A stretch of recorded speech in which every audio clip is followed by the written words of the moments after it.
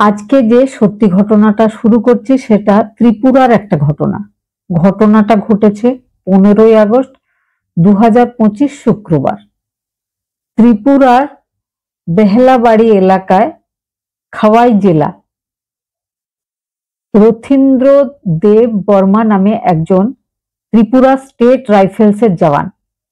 সে নিজের স্ত্রী মিতালি বর্মা আর নিজের 1 বছরের মেয়ে সুহানি বর্মাকে সঙ্গে নিয়ে নিজের স্ত্রীর দিদির বাড়ি বেড়াতে যায়। কিছুক্ষণ পরে সে সেই দিদির ছেলে আর নিজের মেয়ে, যার বয়স ছিল 1 বছর, তাকে নিয়ে বাইরে কিছু খাবার কিনে দেওয়ার জন্য যায়। বাইরে থেকে বাড়িতে ফিরে আসতেই তার যে মেয়ে 1 বছর বয়স, যার সুহানি বর্মা, বমি করতে শুরু করে, বারবার বমি। আর তার মুখ থেকে ঠিক যেন ওষুধের মতো গন্ধ বেরোচ্ছিল। শরীর ক্রমাগত খারাপ হয়ে যেতে থাকে, মুখ থেকে ফেনা জাতীয় কিছু বেরোচ্ছিল। বারবার তাকে জিজ্ঞেস করা হয় যে তুমি কি খাইয়েছো বাচ্চাটাকে, তো সে কিছুই বলছিল না। প্রথমে তাকে খাওয়াইয়ের জেলা হসপিটাল, পরে সেই ছোট্ট বাচ্চা সুহানিকে জিবি হসপিটাল আগরতলায় রেফার করে দেওয়া হয়।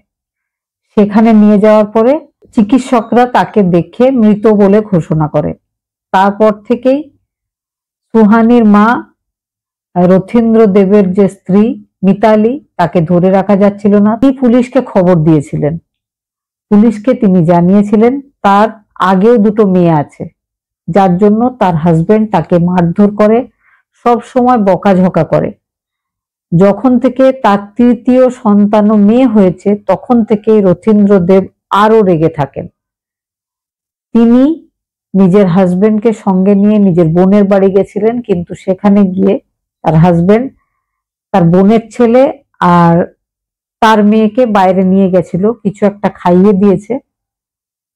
তার অনুমান যে তার হাজবেন্ড তাকে বিষ খাইয়ে দিয়েছে। তার মাথায় কোনোদিন এই কথাটা আসেইনি। ছোট বাচ্চা সুহানের শরীর যখন ক্রমাগত খারাপ হয়ে যাচ্ছিল, তখন তিনি নিজের হাজবেন্ডের কলারে ধরে জিজ্ঞেস করেছিলেন যে তুমি আমার বাচ্চাকে কি খাইয়েছো। তখন সে বলেছিল যে এমন কিছু না, আমি কোনো বিষ খাওয়াইনি। এই কথাটা বলার পরেই তার স্ত্রী বুঝতে পারে যে তার হাজবেন্ড এই ব্যাপারটাতে দোষী। বাচ্চাটা মারা গেছে। তার হাজবেন্ডকে কিন্তু পুলিশ কাস্টাডিতে নেওয়া হয়েছে। 3 দিন সে পুলিশ হেফাজতেই থাকবে, আর সেখানে পুলিশ তাকে জিজ্ঞাসাবাদ করবে। যখন পুলিশ ত্রিপুরা স্টেট রাইফেলসের জওয়ান রথীন্দ্রকে অ্যারেস্ট করে নিয়ে যাচ্ছিল, জনগণ খুব রেগে যায়। তারা সবাই রথীন্দ্রর ওপরে অ্যাটাক করে, তাকে মারতে চাইছিল। কোনো রকমে পুলিশ সেখান থেকে রথীন্দ্রকে বাঁচিয়ে থানায় নিয়ে গিয়ে পৌঁছায়।